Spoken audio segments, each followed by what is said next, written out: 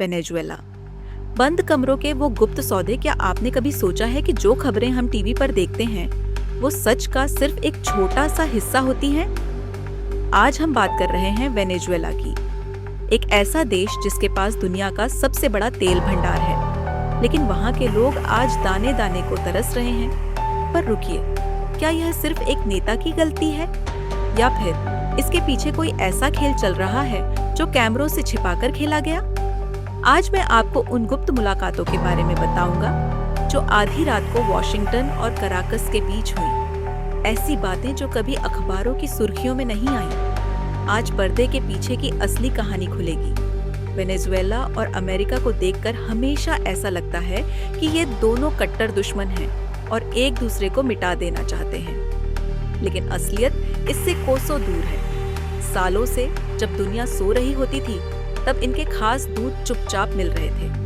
Qatar और Norway जैसे देशों में कुछ ऐसी बैकडोर बातचीत हुई जिसका मकसद कोई दोस्ती करना नहीं, बल्कि मजबूरी का सौदा करना था। अमेरिका को सस्ता तेल चाहिए था और वेनेजुएला को अपने ऊपर लगे कड़े आर्थिक प्रतिबंधों से थोड़ी राहत।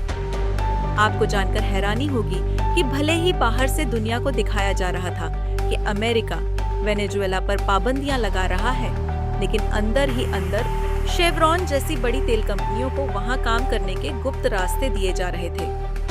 यह एक तरह का गिव एंड टेक का खेल था। तुम हमें तेल दो और हम तुम्हें सत्ता में बने रहने के लिए थोड़ी जगह देंगे। यहाँ खेल और भी गहरा हो जाता है। रिपोर्ट्स और विशेषज्ञों के अनुसार अमेरिका के पास वेनेजुएला के बड़े नेताओं के खिलाफ पुराने कानूनी केस पहले से तैयार थे, जिनमें ड्रग ट्रैफिकिंग से लेकर मनी लॉन्ड्रिंग तक के गंभीर आरोप थे। इन फाइलों का इस्तेमाल मेज पर एक धमकी की तरह किया गया। बंद कमरों में चर्चा इस बात पर नहीं थी कि लोकतंत्र कैसे आएगा, बल्कि चर्चा इस पर थी कि प्रतिबंधों में राहत के बदले आप हमें क्या देंगे। कहा जाता है कि एक ऐसा एग्जिट प्लान भी तैयार किया गया था जिसमें सत्ता परिवर्तन की बात थी, लेकिन बदले में वेनेजुएला के बड़े चेहरों को कानूनी सुरक्षा या सेफ पैसेज का वादा किया गया था। पर सवाल यह है कि अगर सब कुछ तय हो रहा था तो आज अचानक सब कुछ क्यों बदल गया? सच्चाई यह है कि जब भी ऐसी गुप्त बातचीत टूटती है तो फैसले अचानक और तेज हो जाते हैं। शायद वेनेजुएला के नेताओं को लगा कि वे रूस या चीन के दम पर बिना किसी समझौते के भी अपनी कुर्सी बचा सकते हैं, या फिर किसी ने ऐन मौके पर दस्तखत करने से मना कर दिया। जब भरोसा टूटता है तो शांत मीटिंग्स की जगह फिर से वही पुराना हंगामा और खबरें ले लेती हैं। इन बड़े देशों के पावर गेम में सबसे ज्यादा कोई पिसा है तो वो है वेनेजुएला की आम जनता। लाखों लोग अपना घर छोड़कर भाग गए। भूख और गरीबी ने करोड़ों जिंदगियां तबाह कर दी, जबकि पर्दे के पीछे अरबों डॉलर के समझौतों पर सौदेबाजी चलती रही। यह कहानी हमें सिखाती है कि राजनीति में सिद्धांत सिर्फ भाषणों के लिए होते हैं। असली फैसले तो स्वार्थ और फायदों को देखकर लिए जाते हैं। पूरी जानकारी अभी भी बाहर नहीं आई है। अलग अलग पक्ष अपनी अपनी बातें कह रहे हैं और दुनिया अभी भी किसी आधिकारिक पुष्टि का इंतजार कर रही है। इसीलिए इस समय संयम और गहराई से सोचना बहुत जरूरी है, क्योंकि जो दिखता है वो हमेशा सच नहीं होता। यह कहानी सिर्फ एक देश की बर्बादी की नहीं है, बल्कि उस व्यवस्था की है जहां बंद दरवाजों के पीछे पूरे राष्ट्र का भाग्य लिख दिया जाता है। लेकिन सबसे बड़ा और डरावना सवाल अभी भी बाकी है।